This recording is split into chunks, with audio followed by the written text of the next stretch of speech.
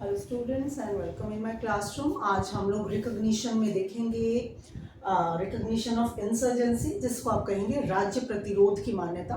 तो राज्य प्रतिरोध से क्या समझते हैं आप? राज्य प्रतिरोध का मतलब होता है उन लोगों का विद्रोह, उन लोगों का विरोध, प्रतिरोध जो नहीं चाहते अपनी स्थापित सरकार को। मतलब आप समझिए, जैसे आप जिस स्टेट में रहते हैं उस स्टेट में जो सरकार है, जो गवर्नमेंट रन कर रही है, उसको आप पसंद नहीं करते हैं। तो जब आप उस सरकार के प्रति विद्रोह कर देते हैं तो दैट इज कॉल्ड राज्य प्रतिरोध। तो राज्य प्रतिरोध क्या है, सुनिए। राज्य प्रतिरोध का मतलब है राजनीतिक विद्रोह। राज्य प्रतिरोध, राज्य के विद्रोहियों, जो लोग हैं जो पसंद नहीं कर रहे हैं सरकार को, वो कहलाते हैं राज्य प्रतिरोध, राज्य के विद्रोही। तो ये कह रहे हैं कि राज्य प्रतिरोध राज्य के विद्रोहियों और वहां की स्थापित सरकार के बीच का युद्ध है। वहां की स्थापित जो एस्टैब्लिश सरकार है, जो चल रही है वहां, उसमें और जो उस सरकार को जो लोग नहीं चाहते हैं, उनके बीच का युद्ध है राज्य प्रतिरोध। तो राज्य प्रतिरोधी वो हैं जो उस सरकार को, जो कि स्टैब्लिश वहां चल रही है, उसका विद्रोह कर रहे हैं, विरोध कर रहे हैं उसका। तो राज्य प्रतिरोध राज्य के विद्रोहियों तथा वहां की स्थापित सरकार के बीच का युद्ध आप कह सकते हैं। इसमें विद्रोही जो इसमें विद्रोही नागरिक हैं, जो लोग हैं, वो स्थापित सरकार को बदलने का प्रयास करते हैं। और जब ये जो विद्रोही हैं, जो अपने स्टेट की सरकार का विरोध कर रहे हैं, जब इन विद्रोहियों को दूसरा स्टेट, जो दूसरे एस्टैब्लिश स्टेट हैं वर्ल्ड के, जब इन्हें दूसरे स्थापित राज्य, जो एस्टैब्लिश स्टेट्स हैं, मान्यता दे देते हैं, तो इसे राज्य प्रतिरोध की मान्यता कहा जाता है, रिकॉग्निशन ऑफ इंसर्जेंसी। तो सुनिए, when the insurgents or rebels, जो इंसर्जेंट्स हैं, जो राज्य विद्रोही हैं या रेबल्स हैं, विद्रोही हैं, when the insurgents or rebels were recognized by other existing states, this is known as recognition of insurgency। I think आपको समझ में आया होगा। तो अब आप समझिए कि इसमें असेंशियल कंडीशंस क्या हैं, ऐसी कौन सी चीजें हैं जब ये होंगी तभी स्टेट मान्यता देगा, कोई और दूसरा स्टेट, एस्टैब्लिश स्टेट कब राज्य प्रतिरोधियों को मान्यता देगा। तो इसमें फर्स्ट आपको चाहिए, राज्य प्रतिरोधियों का भूमि के यथेष्ट भाग पर नियंत्रण होना चाहिए। मतलब एक सफिशिएंट टेरिटरी पर। सुनिए, insurgents have occupied control over a considerable part of the territory. एक कंसिडरेबल पार्ट ऑफ टेरिटरी पर, एक यथेष्ट भाग पर उनका नियंत्रण होना चाहिए। और ये दूसरी बात इसमें क्या होनी चाहिए, insurgents have a support from the majority of the people of the territory. उस भूमि पर जो निवासी हैं, वहां के जो निवासी हैं, उस भूमि पर रहने वाले निवासियों का विद्रोहियों को समर्थन होना चाहिए, नंबर 2। और नंबर 3, राज्य प्रतिरोधियों में अंतर्राष्ट्रीय दायित्वों को पूरा करने की इच्छा और क्षमता होनी चाहिए। जो रेबल्स हैं, जो विद्रोही हैं, उनमें इंटरनेशनल लेवल के जो रिस्पॉन्सिबिलिटीज होती हैं, उनको पूरा करने की वो विलिंग होनी चाहिए, उनमें इच्छा होनी चाहिए, और वो केपेबल भी होने चाहिए, उनमें क्षमता भी होनी चाहिए। तो इसका कॉन्सिक्वेंस क्या होता है, जब राज्य प्रतिरोधियों को, इंसर्जेंट्स को जब मान्यता मिल जाती है दूसरे स्टेट्स के द्वारा, तो उसका कॉन्सिक्वेंसेस उसकी क्या होती हैं, उसके परिणाम क्या होते हैं। तो ये कह रहे हैं परिणाम ये होता है कि राज्य प्रतिरोध को जब मान्यता मिल जाती है तो इसका ये परिणाम होता है कि संघर्ष को अंतर्राष्ट्रीय रूप मिल जाता है, और युद्ध के अंतर्राष्ट्रीय नियम जो है, इंटरनेशनल लेवल पर जो रूल्स बना रखे हैं, जब कोई युद्ध होता है तो उस पर वो नियम लागू होने लग जाते हैं। ये आपका all about recognition of insurgency है। आपको पता होना चाहिए, शॉर्ट नोट में आ जाता है ये, तो इतना सफिशिएंट है, आपके सिलेबस में ये है। सेकंड है आपका रिकॉग्निशन ऑफ बेलिजरेंसी। बेलिजरेंसी बोलते हैं युद्धमान। युद्धमान का मतलब है वो सिचुएशन जब किसी स्टेट में युद्ध चल रहा है। तो सुनिए, युद्धमान की मान्यता, रिकॉग्निशन ऑफ बेलिजरेंसी। ये कह रहे हैं जब किसी स्टेट में सिविल वॉर का क्या मतलब होता है, सिविल वॉर होती है एक तरीके का गृह युद्ध।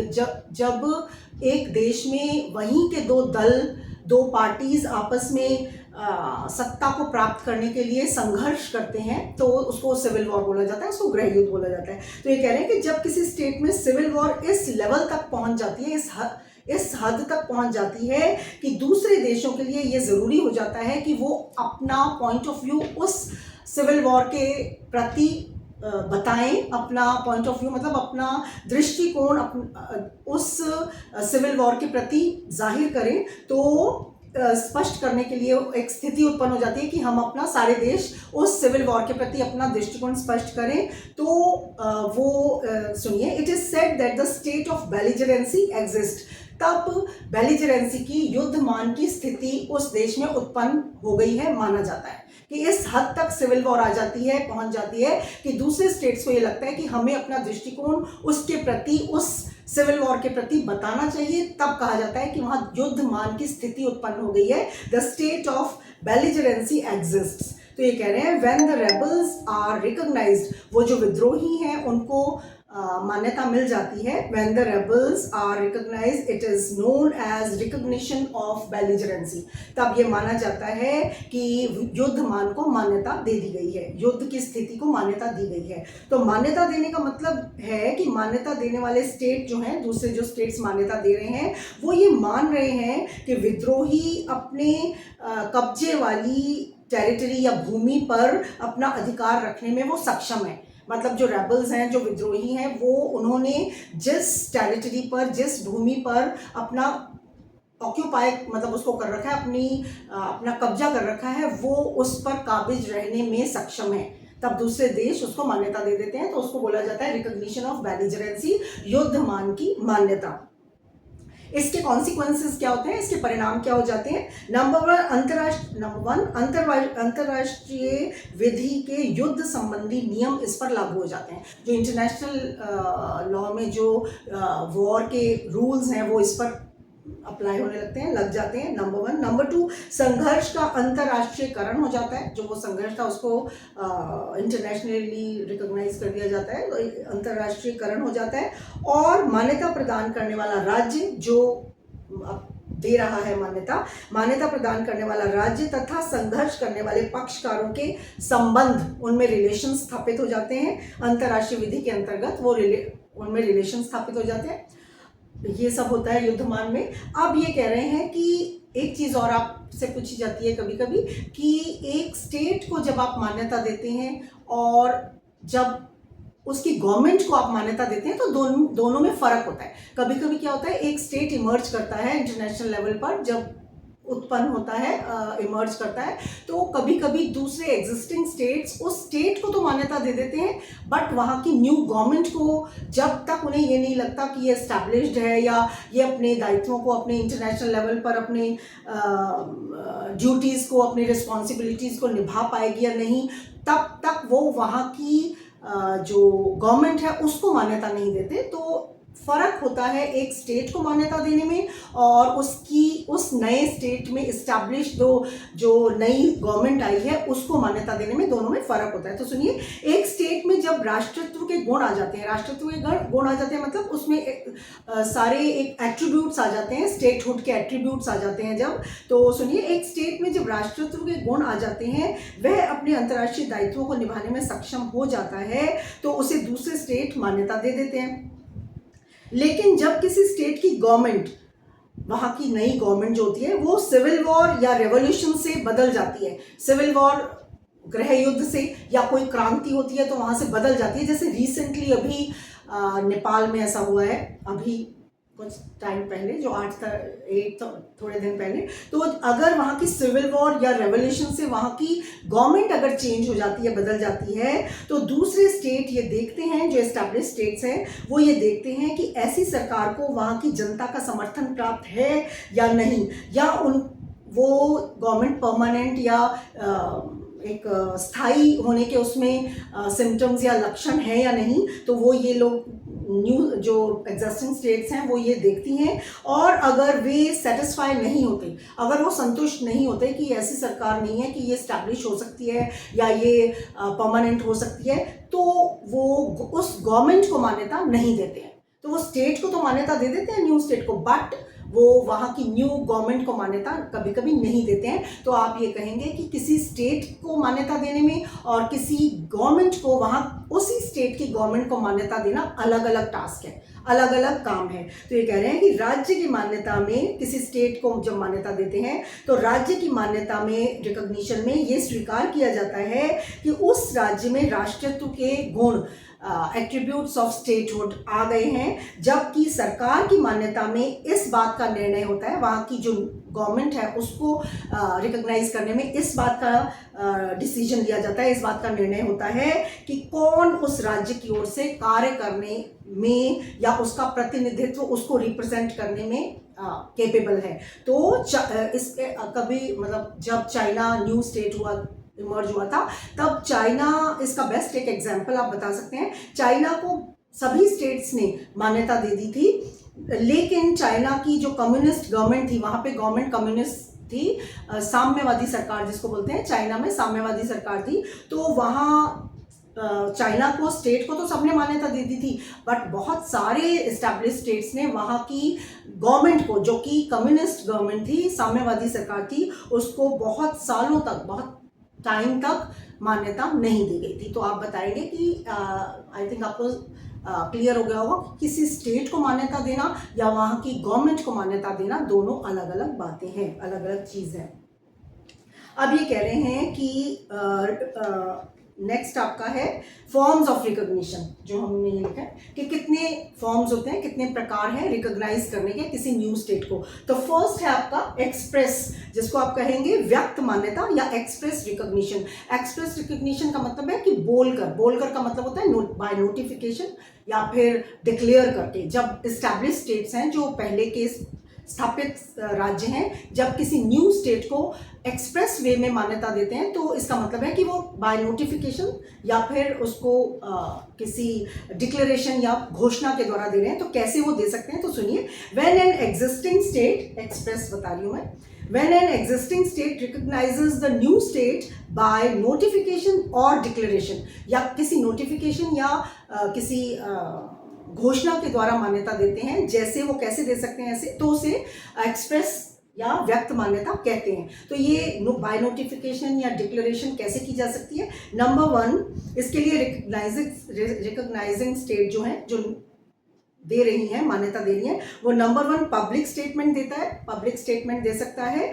या फिर इसके लिए डिप्लोमेटिक नोट भेजा जाता है, कूटनीतिक नोट भेजा जाता है, डिप्लोमेटिक नोट भेजा जाता है, या फिर पर्सनल मैसेज भी भेजा जाता है। पर्सनल मैसेज कैसे दे सकते हैं, 3 तरीके से दे सकते हैं personal message. Number 1 head of the state दे सकता है, ये पर्सनल मैसेज भेज सकता है। Number 2 minister of foreign affairs, minister जो है वहाँ का फॉरेन अफेयर्स का जो मंत्री है वो दे सकता है। एंड नंबर 3 पार्लियामेंट्री डिक्लेरेशन के द्वारा भी ये दिया जा सकता है। तो आप कहेंगे कि 3 तरीके से ये दिया जा सकता है।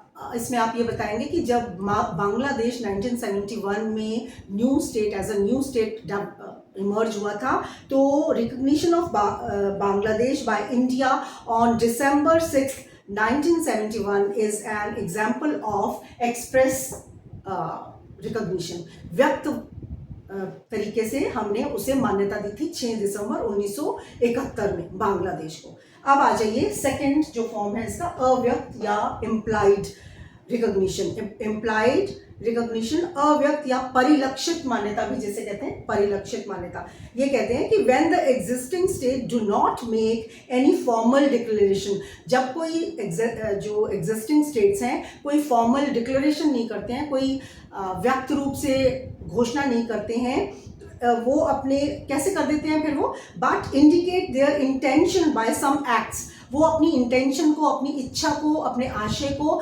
कुछ कार्यों के द्वारा बता देते हैं, इंडिकेट कर देते हैं। इट इज कॉल्ड इम्प्लाइड या अव्यक्त मान्यता, उसको इम्प्लाइड या अव्यक्त मान्यता कहते हैं। राज्य के दृष्टिकोण या उसकी इच्छा द्वारा ये माना जा सकता है कि उसने मान्यता प्रदान कर दी है, मतलब ऐसे कुछ एक्ट करता है वो एस्टैब्लिश स्टेट कि वो न्यू स्टेट को माना जाता है कि उसने मान्यता दे दी है। तो ये भी जो अव्यक्त मान्यता है ये 2 तरीके से दी जा सकती है। फर्स्ट यूनिलेटरली, जैसे सुनिए, द इंटेंशन में B indicated by the states unilaterally और कोलेक्टिवली, या तो एक स्टेट अलग से मान्यता दे सकता है न्यू स्टेट को, या बहुत सारे स्टेट कोलेक्टिवली मान्यता दे सकते हैं न्यू स्टेट को। तो जब यूनिलेटरली एक स्टेट मान्यता कैसे देता है, सुनिए, यूनिलेटरली मतलब एक स्टेट कब दूसरे नए स्टेट को मान्यता देता है, जब कोई एस्टैब्लिश स्टेट अनरिकग्नाइज्ड स्टेट के साथ, जो न्यू स्टेट आया है, बायलैटरल ट्रीटी कर लेता है। बायलैटरल ट्रीटी होती है द्विपक्षीय संधि। अगर न्यू स्टेट के साथ उस पुराने स्टेट ने कोई द्विपक्षीय बायलैटरल ट्रीटी कर ली है, कोई द्विपक्षीय संधि कर ली है, या डिप्लोमेटिक रिलेशन स्थापित कर लिया है, कूटनीतिक संबंध स्थापित कर लिया है, तो वो उसे इम्प्लाइड रिकॉग्निशन उसने एक देश ने दूसरे को दे दिया है। ये है यूनिलेटरली या अकेले एक देश द्वारा दूसरे को मान्यता देना।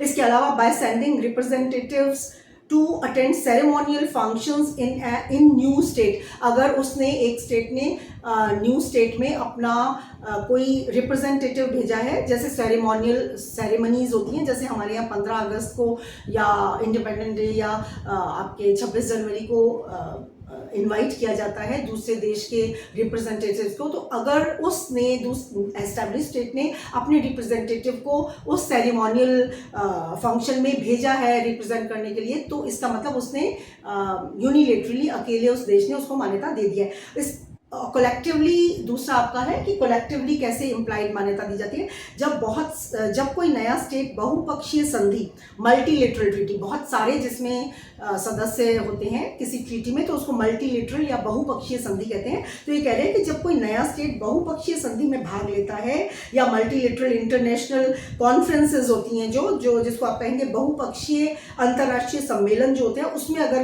कोई न्यू स्टेट पार्टिसिपेट करता है, तो it is said that the new state recognized collectively by existing states। अगर उसने इस कॉन्फ्रेंस में, जिसमें बहुत सारे एस्टैब्लिश स्टेट भाग ले रहे हैं, उस नए स्टेट को भी इनवाइट किया गया और उसने भाग लिया है, तो ये कहा जाता है कि it is said that a new state recognised collectively, मतलब इकट्ठे तरीके से एक साथ बहुत सारे देशों ने उसको रिकॉग्नाइज कर लिया है। बट इसका एक एक्सेप्शन आप बताएंगे, समटाइम्स कभी कभी ऐसा होता है कि एक्सप्रेस कर देता है एक देश कि मैंने अगर इस कॉन्फ्रेंस में सबके साथ भाग लिया है और नए स्टेट ने भी भाग लिया है, तो ये कभी ये नहीं माना जा सकता कि मैंने इसे रिकॉग्नाइज कर दिया है। इसका मतलब यह है कि अगर एक देश उस बहुपक्षीय संधि में या आपके बहुपक्षीय अंतर्राष्ट्रीय सम्मेलन में बोल दिया है इस बात को एक देश ने कि मैं इसमें भाग ले रहा हूं, लेकिन मैं इस नए स्टेट को मान्यता नहीं देता हूं, तो उसे उस देश के द्वारा, उस स्टेट के द्वारा मान्यता दी हुई नहीं मानी जाती। ऐसा कब हुआ था? United States of America and the communist China were parties to the Geneva protocol on French Indo China of 1954 and 1962। ये दोनों उसके पार्ट थे, चाइना और America, but their participation did not amount to recognition of the communist China by the United states.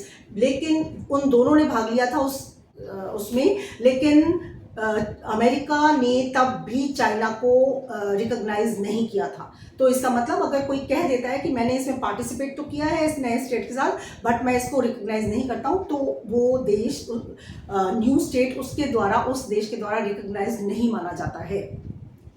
और एक last है recognition conditional, जिसको बोलते हैं, जिसको सशर्त मान्यता बोलेंगे। इसमें जैसे आपको नाम से ही पता चल रहा है कि जब कोई एस्टैब्लिश स्टेट्स, पुराना स्टेट न्यू स्टेट को मान्यता देता है, तो वो साथ में एक कोई भी शर्त लगा देता है, अगर कोई कंडीशन लगा देता है, तो उसे कहा जाता है सशर्त रिकॉग्निशन। तो जैसे 1878 में जब जर्मनी ने बुल्गारिया, रोमानिया को रिकॉग्नाइज जब करने लगा था तो उसने ये शर्त लगा दी थी कि आप अपने जो सिटीजन्स हैं उनके साथ धार्मिक एस्पेक्ट्स में उनके साथ कोई भेदभाव नहीं रखेंगे, तभी हम आपको ये दे रहे हैं, इस शर्त के साथ हम आपको ये मान्यता दे रहे हैं। तो मतलब इस तरीके से कभी शर्त भी रखी जाती है, अगर जब शर्त रखी जाती है तो दिस इज कॉल्ड सशर्त मान्यता या कंडीशनल रिकॉग्निशन उसे कहा जाता है। तो this is all about recognition. आपका पूरा लेसन आज कंप्लीट हो गया मान्यता का। आई थिंक आपको समझ में आएगा। Thank you so much for watching.